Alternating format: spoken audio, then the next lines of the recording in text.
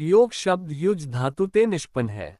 धातु पाठ में शब्द के तीन अर्थ उपलब्ध होते हैं: समाधि, संयोग, संयमन। लेकिन योगशास्त्र का प्रतिपादक शब्द निस्संदेह दिवादिगणीय युज धातु से बना है, जिसका व्युत्पत्ति लभ्य अर्थ है समाधि। व्यास जी ने स्पष्ट शब्दों में कहा है, योगः समाधेय। योग पद युजिर योगे धातु से निष्पन्न मानने पर वाचस्पति मिश्र तथा विज्ञान भिक्षु ने आपत्ति प्रकट की है तथा पातंजल योग दर्शन के योग पद को समाधि के अर्थ में माना है। सूत्रकार पतंजलि ने भी संप्रज्ञात एवं असंप्रज्ञात दोनों प्रकार के योगों के लिए समाधि पद का प्रयोग किया है। वृत्तिकार भोज ने भी योग पद समाधि अर्थ में माना है, युज समाधो अनुशिष्यते व्याख्यायते भोजवृत्ति।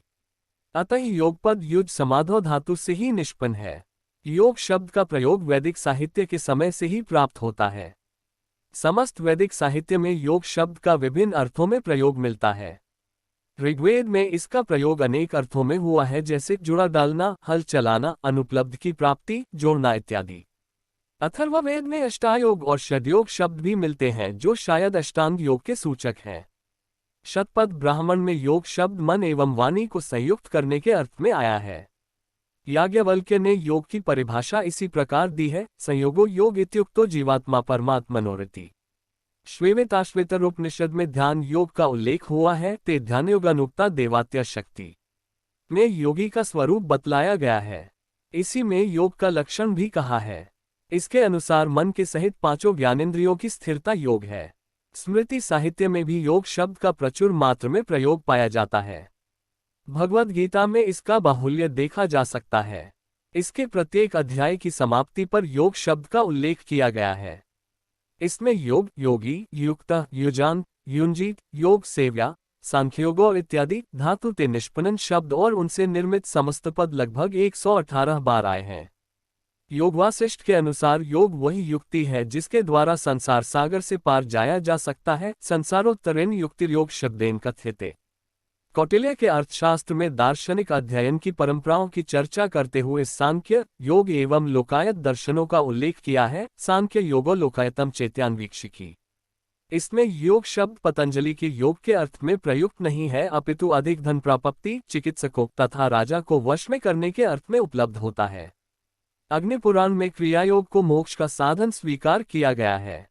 श्रीमद् पुराण में ज्ञान योग, कर्मयोग तथा भक्ति योग के भेद से योग तीन प्रकार का माना गया है। योगस्त्रयो मया प्रोक्ता। अमर कोश में कहा गया है कि योग शब्द का प्रयोग सन्नहन, उपाय, ध्यान, संगति तथा युक्ति अर्थों में होता है। योग सन्नहन, उपाय, ध्यान, संगति, युक्तिषु। देवी के टीकाकार योग का अर्थ प्रीति स्वीकार करते हैं। लिंग पुराण में योग के संदर्भ में आने वाले अंतरायों का वर्णन मिलता है। इस प्रकार स्पष्ट है कि भारतीय वाङ्मय में योग शब्द का प्रयोग अत्यंत प्राचीन काल से चला आ रहा है। योग की परंपरा। योग दर्शन का उपलब्ध एकमात्र स्वतंत्र ग्रंथ महर्षि पतंजलि रचित योग सूत्र है। लेकिन महर्षि पतंजलि द्वारा उक्त अर्थ से प्रतीत होता है कि योग दर्शन के मूल वक्ता कोई अन्य है। इसके लिए याज्ञवल्क्य स्मृति में तथा महाभारत में हिरण्यगर्भ का नाम उपलब्ध होता है। हिरण्यगर्भो योगस्य वक्ता नान्यः पुरातनः। परंतु उनका लिखा हुआ कोई ग्रंथ उपलब्ध नहीं होता। योग सूत्र ही योग दर्शन का एकमात्र प्रतिनिधि ग्रंथ है। यह 4 पार्दों में विभक्त है। योग सूत्रकार पतंजलि के विषय में शंका उत्पन्न होती है कि ये भाष्यकार से भिन्न है या नहीं। विद्वानों में इस विषय पर मतभेद है। भारतीय विचारधारा के अनुसार ये दोनों ग्रंथ एक ही पतंजलि की कृतियां हैं। आचार्य शंकर ने महाभाष्यकार, योग सूत्रकार और चरक के टीकाकार तीनों पतंजलियों को एक ही व्यक्ति माना है और कहा है कि योगेन चित्तस्य पदेन वोचा मलम शरीरस्य च वैद्यकेन योपाकरोत्तम प्रवर मुनिना पतंजलि प्रांजलिरानतोस्मि। 18वीं शताब्दी के लेखक रामभद्र दीक्षित तथा चरक के टीकाकार चक्रपाणिदत्त ने इन्हें एक ही व्यक्ति माना है। डा शून्य सर्वेपल्ली राधाकृष्णन ने भी इन्हें एक ही व्यक्ति स्वीकार किया है। पाश्चात्य विद्वानों में प्रो शून्य वुड्स ने इन दोनों तथा चरक के टीकाकार को एक ही व्यक्ति माना है। सुरेंद्रनाथ दासगुप्ता ने तो स्पष्ट कहा है कि इन दोनों पुस्तकों के पूर्ण अध्ययन एवं परीक्षण के उपरांत ऐसी कोई बात नहीं मिलती जो दोनों पतंजलियों की एकता में बाधक हो। लेकिन यह सर्वमान्य तथ्य नहीं है। इस आधार पर इनका समय भी निर्धारित नहीं किया जा सकता। सर्वदर्शन संग्रह में पतंजलि का समय 150 ईसा पूर्व निर्धारित किया है। योग भाष्यकार व्यास। योग शास्त्र के इतिहास में योग सूत्रों के महर्षि व्यास का भाष्य प्रामाणिक ग्रंथ के रूप में उपलब्ध होता है। योग दर्शन का शास्त्रीय तथा व्यवहारिक स्वरूप निरूपण योग भाष्य के आधार पर ही किया जाता है। इस भाष्य की प्रसिद्धि योग भाष्य, व्यास भाष्य, पातंजल भाष्य और सांख्य प्रवचन भाष्य आदि नामों से है। इन सब नामों में सांख्य प्रवचन भाष्य नाम अधिक संगत एवं प्राचीन है, क्योंकि योग के सिद्धांत वास्तव में सांख्य से अभिन्न ही है, तथा व्यास भाष्य की चारों पर्दों की पुष्पिकाओं में सांख्य प्रवचन भाष्य पाठ पुरानी सभी प्रतिलिपियों में उपलब्ध होता है। इति पातंजले सांख्य प्रवचने योगशास्त्रे समाधिपादः प्रथमः यो 0.0 प्रथम पाद की पुष्पिका। व्यास भाष्य विषय का सांगोपांग निरूपण करता है, सूत्र का मंतव्य स्पष्ट करता है और योगियों में प्रसिद्ध प्रमाणों से सूत्रार्थ को परिपुष्ट करता है। व्यास जी के समय के बारे में कोई मतैक्य नहीं है, क्योंकि अपने ग्रंथ में उन्होंने कहीं भी अपना समय निर्दिष्ट नहीं किया है। और फिर व्यास एक वंश परंपरा कृत नाम भी है। तथापि विद्वानों ने इनका समय लगभग ईसा का तृतीय चतुर्थ शतक निर्धारित किया है। शून्य राधाकृष्णन के अनुसार इनका समय ईसा का चतुर्थ शतक है। बलदेव उपाध्याय ने अपने भारतीय दर्शन नामक ग्रंथ में इनका समय विक्रम की तृतीय शती से पहले का माना है। लेकिन श्रामण या फिलसूत्र नामक बौद्ध ग्रंथ में व्यास भाष्य के वचन देखे जाते हैं। अतः इनके समय के विषय में निश्चित रूप से कुछ भी नहीं कहा जा सकता। तत्ववैशार्दीकार वाचस्पति मिश्र द्वारा व्यास भाष्य की गूढ़ार्थता को सुझाने के लिए योग भाष्य पर अनेक टीकाएं लिखी गईं, जिनमें तत्ववैशार्दी अति प्राचीन एवं सर्वोत्कृष्ट टीका है। वाचस्पति मिश्र का काल लगभग 841 ईस्वी प्रतिपादित होता है। अतः सिद्ध होता है कि यह 9वीं शताब्दी के उत्तरार्ध में लिखी गई। वुड्स के अनुसार भी वाचस्पति मिश्र मिथिला में पैदा हुए थे। इनकी पत्नी का नाम भामती था, जिस आधार पर रमाशंकर भट्टाचार्य ने इन्हें भामतीपति शब्द से अभिहित किया है। वाचस्पति मिश्र ने लगभग प्रत्येक आस्तिक दर्शन पर टीका लिखी थी, ऐसा भामती के उपसंहार श्लोक से प्रतीत होता है। तत्ववैशार्दी योग दर्शन की अत्यंत प्रामाणिक टीका मानी गई है। परवर्ती टीकाकारों में इनके मतों को प्रामाण्यतया ग्रहण किया है। इसमें विभिन्न समुदायों के दृष्टिकोणों को भी प्रदर्शित किया गया है। संक्षेप में योग मंतव्यों को समझने के लिए इससे अधिक स्वतंत्र और उपयोगी ग्रंथ अनुपलब्ध है। तत्ववैशार्दी पर राघवानंद सरस्वती ने पातंजल रहस्य नामक टीका लिखी, जो अत्यंत संक्षिप्त तथा उपयोगी है। विज्ञान भिक्षु का योगवार्तिक एवं योगसार संग्रह। व्यास भाष्य पर ही टीका करने वाले एक प्रसिद्ध व विद्वान विज्ञान भिक्षु हैं। विज्ञान भिक्षु ने योग भाष्य पर सर्वप्रथम योगवार्तिक की रचना की तथा फिर योग का समन्वयात्मक ग्रंथ योगसार संग्रह रचा। इनके समय के बारे में काफी विवाद है, फिर भी इनका समय S0N0 Dasgupta, Radhakrishnan, A0V0 Keith आदि विद्वानों ने 16वीं शताब्दी निश्चित किया है। इनका योग के मौलिक स्वरूप एवं उसकी विविध प्रक्रियाओं के निरूपण में वाचस्पति मिश्र से पर्याप्त मतभेद है। योगवार्तिक में श्रुति स्मृति आदि वचनों का प्रामाण्य बहुलता से प्राप्त होता है, जिनके आधार पर यह सैद्धांतिक दृष्टि से उपयोगी होने पर भी योग के सूक्ष्म एवं गूढ़ विषयों के प्रति इसमें अंतर्दृष्टि का अभाव लक्षित होता है।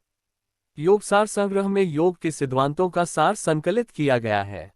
इसकी भाषा अत्यंत सरल एवं शैली नितांत सुबोध है।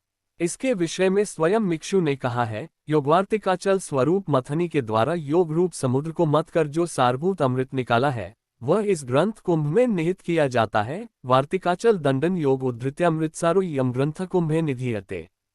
संक्षेपतः योग का ऐसा स्पष्ट विवेचन अत्यंत दुर्लभ है। यद्यपि योग दर्शन पर अन्य अनेक टीकाएं उपलब्ध होती हैं, किंतु वे सभी लगभग तत्ववैशार्दी अथवा योगवार्तिक को आधार बनाकर ही लिखी गई हैं। योग सूत्रकार महर्षि पतंजलि ने वैयक्तिक जीवन के अनेक पहलुओं पर विचार किया है। यद्यपि उन्होंने मुख्य रूप से समाधि का वर्णन किया है, तथापि उन्होंने जीवन संबंधी अनेक अन्य रहस्यों का भी उद्घाटन किया है। उनके अनुसार प्राणी का कि जीवन उसके द्वारा पूर्वजन्म में किए गए अनेक कर्मों का परिणाम है। उन कर्मों के अनुसार ही प्राणी वर्तमान जीवन में जाति, आयु और भोग प्राप्त करता है। उनके इस सिद्धांत को कर्मवाद अथवा मीमांसा कहा जाता है। कर्ममीमांसा वैदिक साहित्य के काल से ही उपलब्ध होती है। वैदिक काल के सभी लोग कुछ न कुछ कर्मगति के बारे में जानते थे और कर्मगति की महिमा को समझते थे। भारतीय कथानक के अनुसार मानवदेह 84 लाख योनियों के बाद मिलता है और उस समय यदि वह भटक जाए तो पुनः 84 लाख योनियों में घूमना पड़ता है। यद्यपि यह आक्षेप भी लगाया जाता है कि वैदिक संहिता ग्रंथों में कर्मवाद का उल्लेख नहीं है, तथापि यह निराधार है क्योंकि वैदिक संहिताओं में कर्मवाद ले संबंधित अनेक मंत्र हैं। उस समय में कर्म सुकृत एवं दुष्कृत दो प्रकार के माने जाते थे। इन सुकृत एवं दुष्कृत कर्मों की प्रशंसा एवं निंदा में ही कर्म का माहात्म्य प्रतिपादित किया गया है। कर्म के विषय में यजुर्वेद में कहा है कि व्यक्ति इस संसार में कर्म करते हुए 100 वर्ष तक जीने की इच्छा करे, कुर्वन्यवे कर्माणि जिजीविषेच्छतम समाह। ऋग्वेद में एक स्थान पर कहा गया है कि जीव नाना योनियों में जन्म धारण करता है। ऋग्वेद का यह मंत्र व्यक्ति द्वारा किए गए कर्मों पर ही प्रकाश डालता है। नाना जीवन धारण करने का कारण अलग अलग जन्मों में अशुभ कर्मों के संचय ही है। अथर्ववेद के एक मंत्र में जीव की मृत्यु की 3 गतियां का उल्लेख किया गया है, जो इस प्रकार है: पुण्यते स्वर्ग की प्राप्ति, पाप से नरक की प्राप्ति तथा पाप और पुण्य दोनों के योगते पृथ्वी में जन्म ग्रहण कर सुख दैख रूपी भोग की प्राप्ति। अथर्ववेद के इस मंत्र में परोक्ष रूप से 3 प्रकार के कर्म कहे हैं: शुक्ल, कृष्ण एवं शुक्ल कृष्ण। शुक्ल कर्मों के अनुष्ठान से स्वर्गलोक की प्राप्ति होती है, कृष्ण कर्मों के अनुष्ठान ले नरक लोक की तथा शुक्ल कृष्ण कर्मों के करने से जीव को पृथ्वी लोक की प्राप्ति होती है। मोक्षावस्था का वर्णन न करने से यह भी स्पष्ट होता है कि इन्होंने ये कर्म अत्यंत सिद्ध पुरुषों से रहित जीवों के बताए हैं। यजुर्वेद में भी एक स्थान पर पुनर्जन्म की ओर संकेत किया गया है। स्मृति साहित्य में तो कर्म का अत्यंत विशद वर्णन प्राप्त होता है। मनुस्मृति के अनुसार कोई भी कर्म कभी भी व्यर्थ नहीं जाता, चाहे वह शारीरिक हो अथवा वाचिक अथवा मानसिक, उसका अच्छा या बुरा परिणाम अवश्य मिलता है। नत्वेव तु कृतो धर्मः कर्तुर्भवति निष्फलः।